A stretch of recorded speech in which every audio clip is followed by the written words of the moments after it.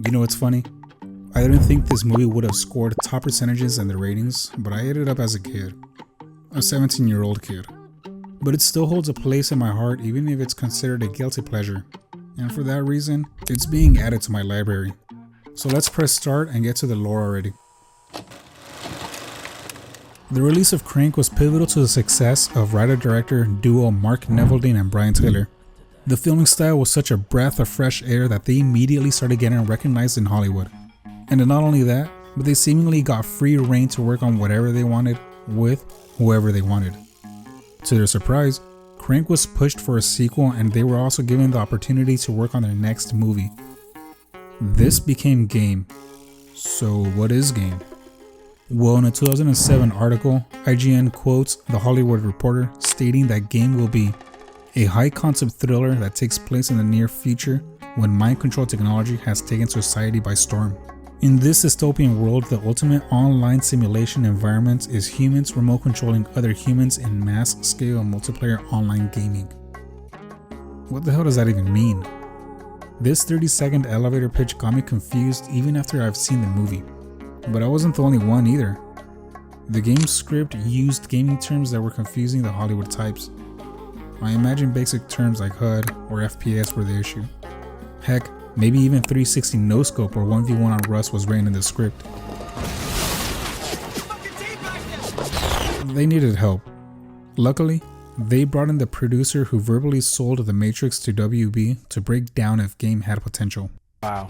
It was birthed in the canal of reality shows and ultimate fighting and our friends who play video games like 24/7. We came up with some stupid idea like, let's make a movie about a live human video game. And if given the opportunity, would we as humans want to control another human? If given the chance, would you? And our answer is yes. That's why we made this movie. It was a little confusing to read, and parts of it actually on the page can be really confusing. They had to explain it to us, especially Brian Taylor is more into the video game world, so he's able to explain some of the intricacies of that. But it was complicated on the first read. Wherever the script came from, it was written with specific actors in mind, mainly Ludacris, Michael C. Hall, and Gerard Butler.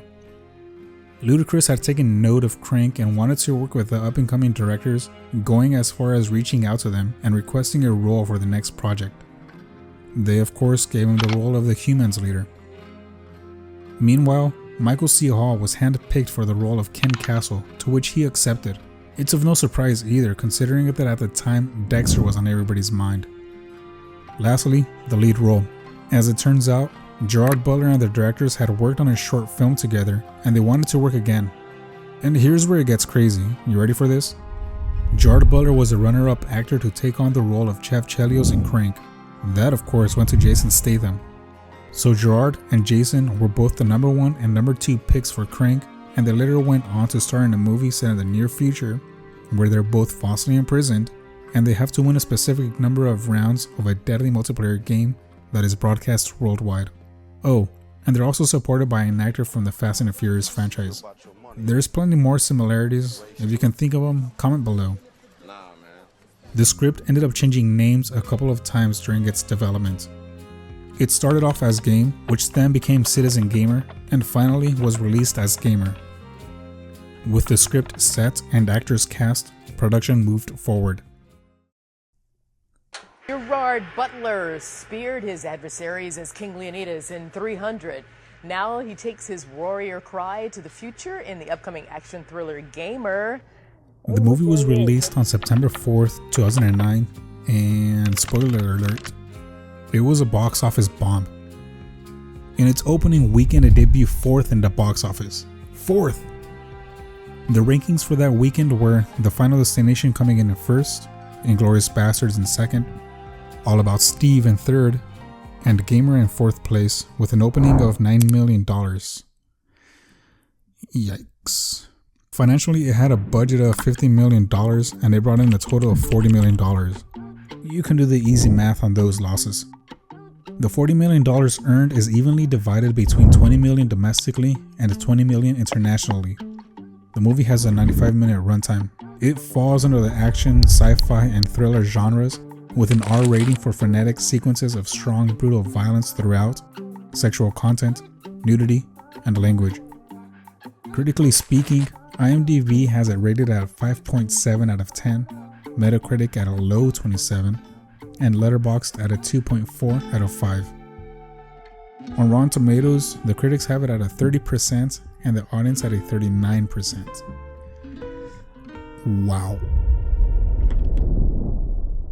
Gerard Butler was born on November 13th, 1969 in Paisley, UK. Butler plays the role of Kable, an inmate that is forced to play as a soldier in a deadly game called Slayers for his freedom. Prior to Gamer, he was in Rock'n'Roller in 2008. 2009 was a big year for him. The Ugly Truth released in July, Gamer in September, and Law Abiding Citizen released in October.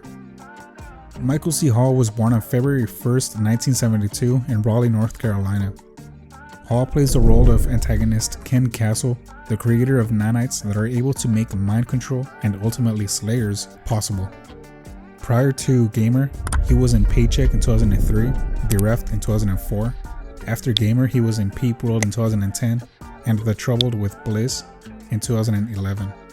During this time, however, he was playing as the lead role of Dexter, which aired between 2006 and 2013.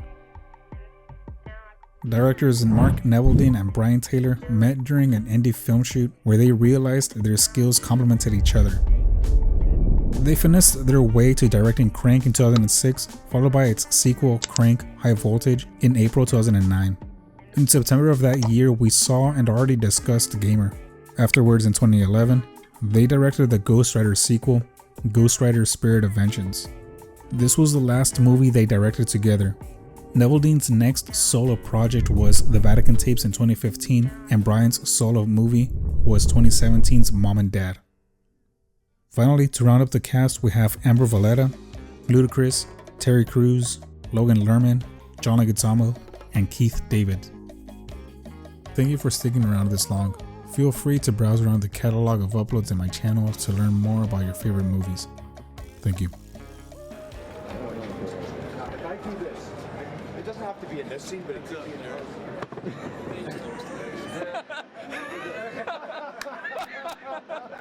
I